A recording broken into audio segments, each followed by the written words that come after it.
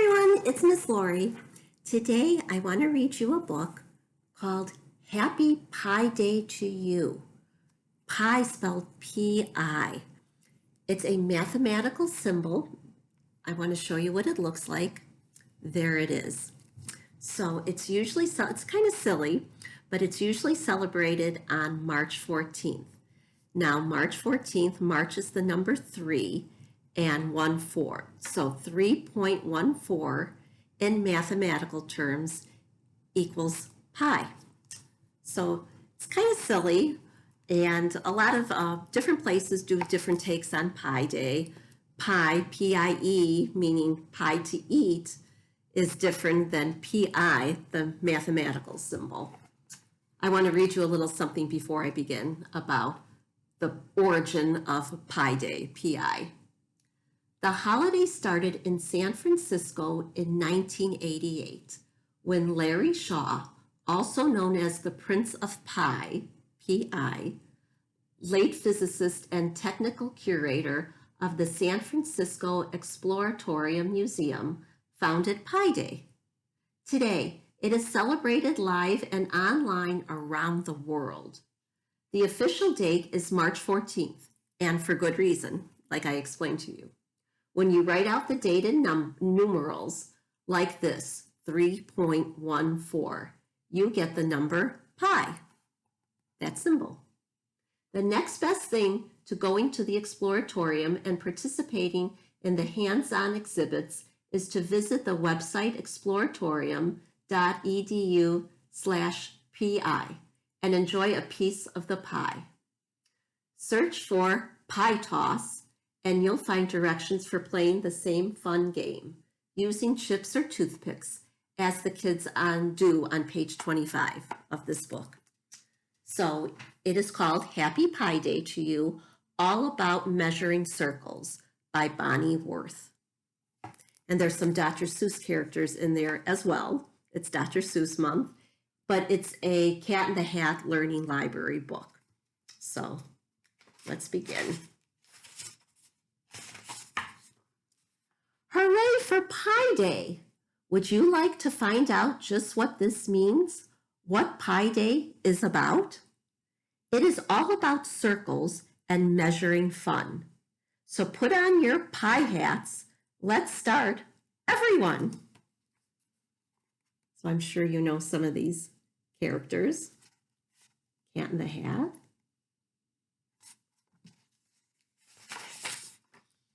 We begin with a circle, the shape of a pie. Look around you and name all the circles you spy. Yes, circles surround us wherever we are, from pennies to pizzas to wheels on a car.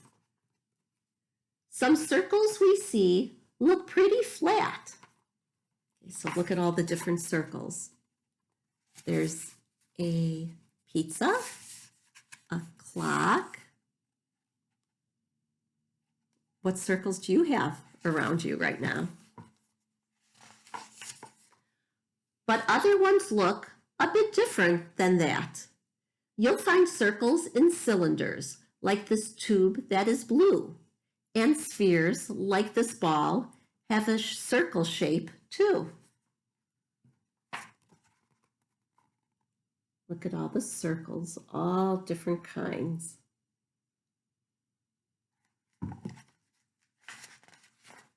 Oh, here, before. Cylinder, I'll show you. I should have showed you this. That's a cylinder. And this basketball is a sphere.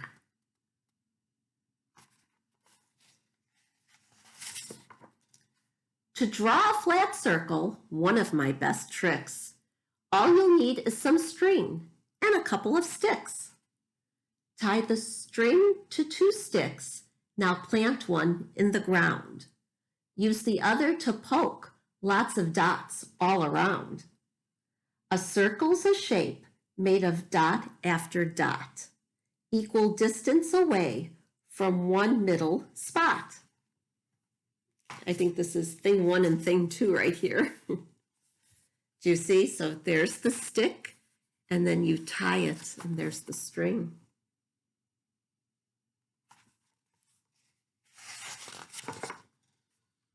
Link the dots and you'll get a word of great size. Say circumference. It may take a few tries. Cut the circle in half with a single straight line. That line is called diameter. Can you draw one like mine? The length of the string there beneath Sally's hand measures half the diameter. Do you understand? We call this length radius. Mark it with an R. Are you getting all this? Are you with me so far? Okay, so here's a picture so you can see the circumference, the radius, and there's the diameter.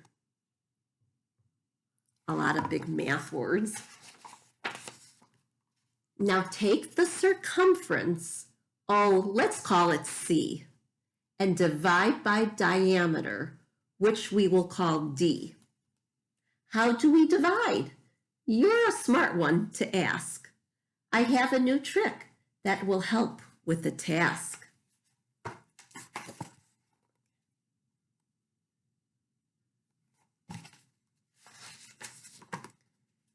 Take a tube made out of cardboard, just like this one, and then a wide piece of ribbon and your marking pen.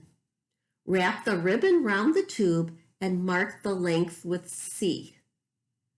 Do you remember what that was? C? Then lay it across the top and mark that length with a D. Measure out 3 D lengths, and then you will see 3 folds of D lengths plus a bit more equals C.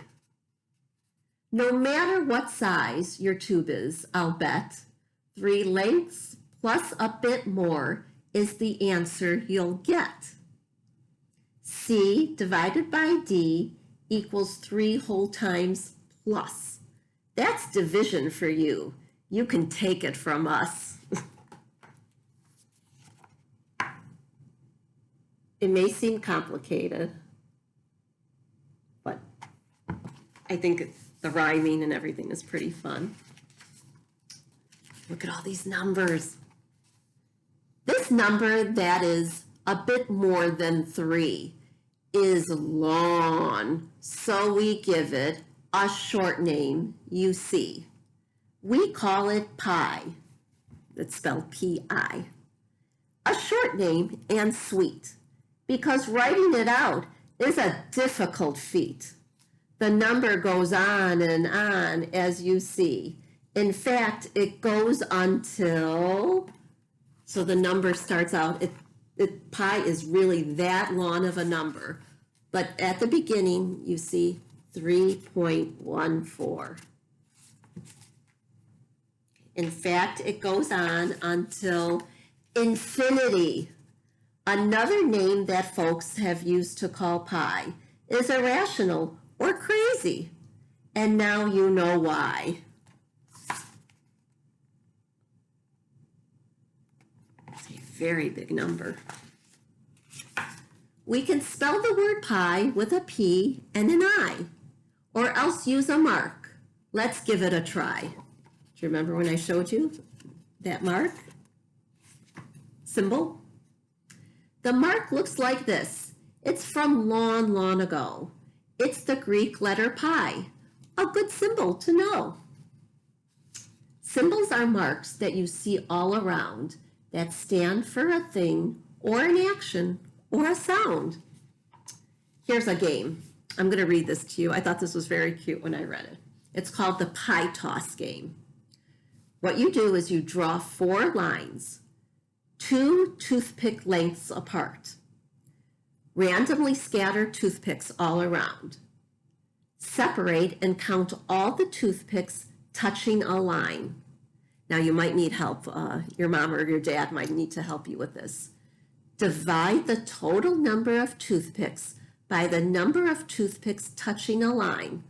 The result closest to pi, or 3.14, wins. That's a picture of them playing that.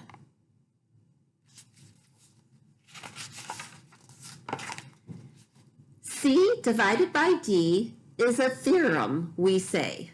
What's that, you ask? I'll explain it, if I may. Theorem's a word that smart people like you can use to describe an idea that is true. C divided by D equals pi, as you see. Forever and always, this always will be. So if somebody asks you what pi is, just tell them C divided by D equals pi. And do you remember what C and D was? Circumference and diameter. On Pi Day, it is a good bit of fun to honor Pi pioneers and all they have done. Did cave people measure? They took a wild guess. I do that myself, sometimes, I'll confess.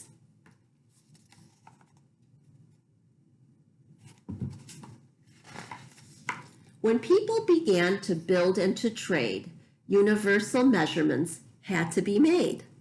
A universal measurement, as I understand, is one that is shared throughout the land.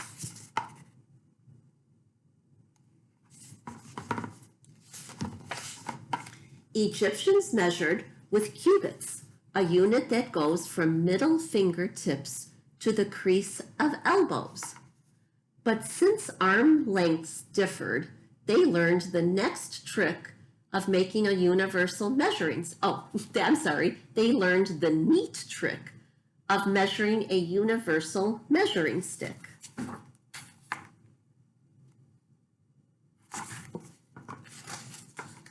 Using pi to measure, they built pyramids for tombs with secret passageways and underground rooms. Here's the cubit stick, and that's the measurement from the tip of your finger to your elbow. In 250 BC, a Greek good at math put on his pi hat and went down the pi path. Ancient Greeks loved their circles.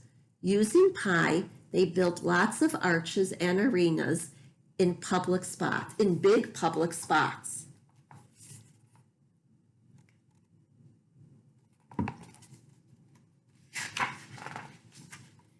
It's people like these who gave pi its start. They've helped us to be so much smarter than smart. We're feeling so smart and so happy, I'll say, to one and all. Have a happy Pi Day. Look at all of them. Yay! I hope you enjoyed our book. It had a lot of math concepts in there, but again, it's kind of silly, but it's true. So happy Pi Day to you, March 14th. And maybe you could even eat a piece of pie that day as well. So I hope you enjoyed my book. And now I would like to sing you my goodbye song. Oh, it's time to say goodbye to our friends. It's time to say goodbye to our friends. Story time is done today, so come again another day. It's time to say goodbye to our friends. Bye, everyone. Thank you for watching. Remember, when someone asks you what pi is, remember the secret formula. Bye.